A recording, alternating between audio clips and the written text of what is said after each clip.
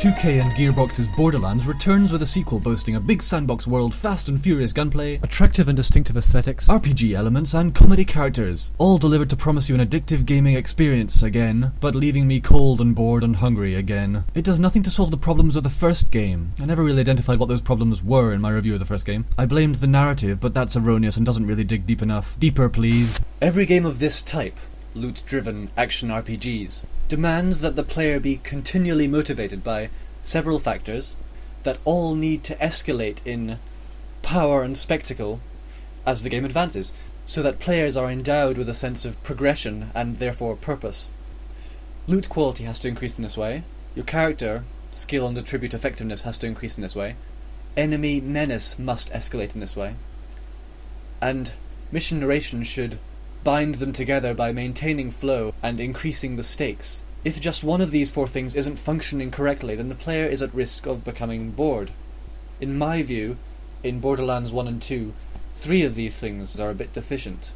There are only a handful of enemy types that keep repeating with higher level numbers tagged onto them, so the appearance and heft of an opponent soon ceases to represent progression as it needs to. Likewise, bosses are all portrayed as the biggest, baddest ass fights you'll encounter, thereby offering no sense that you're becoming more powerful as you defeat one after the other after the other. Enemies also respawn endlessly, so I quickly began to run past them, since experience is negligible when the level difference is too great. No, I'll run past them, secure in the knowledge that it is absolutely not worth the ammunition or effort. And that begins to crack the immersion, right there. I started experiencing this at level 12 when I was tasked with trolling myself all the way back to the starting areas of the game, where a legion of psychos, bandits and nomads levels 2 to 8 had all respawned, and I then had to drag myself back, which leads me to the second thing that doesn't function as it should, and that is broadly determined by the missions. There's too much backtracking in Borderlands 2.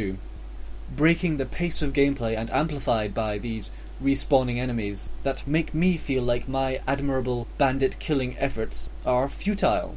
A double whammy of futility, as you won't get a reward for low level kills, and you won't clear the area because they'll respawn immediately you travel back from another area anyway, so what's the point? The mission structure also means that quests start to lose any weight when they soon declare themselves to be trivial. I am currently numbered with 6 missions, and 4 of them are trivial, with no way that I can see to erase them from my quest list. At least give me the ability to live in denial that the side quests are worthwhile, game. Third thing, skill trees feel somewhat underpowered. Ploughing 5 skill points into any given skill might increase 1 or 2 attributes by, say, 15%, like pistol damage. Any numbers bigger than 25% for a maxed skill are reserved for skills that only trigger under special circumstances. There's the new Badass rank, which rewards badass tokens for fulfilling certain in-game challenges, number of enemies of type X killed, etc. And with that, if you work hard enough, you'll get plus 2 or 3% to all your stats. Oh my goodness. And there's the Iridium, which lets you purchase upgrades of convenience, more carrying capacity, etc. The improvements are paltry, incremental, and they don't inspire me forward, despite the few exceptions to this rule. Loot is rewarding, hurrah! But because enemies, attributes, and missions don't work as hard as they could, or actively work against keeping me interested, I've dropped this game pretty quickly.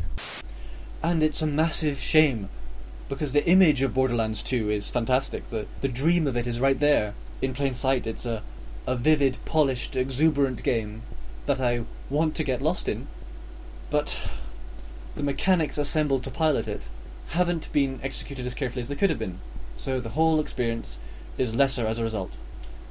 To its credit, I really did want to kill the main villain of the story, but this time the bad guy wins, because the game bores me.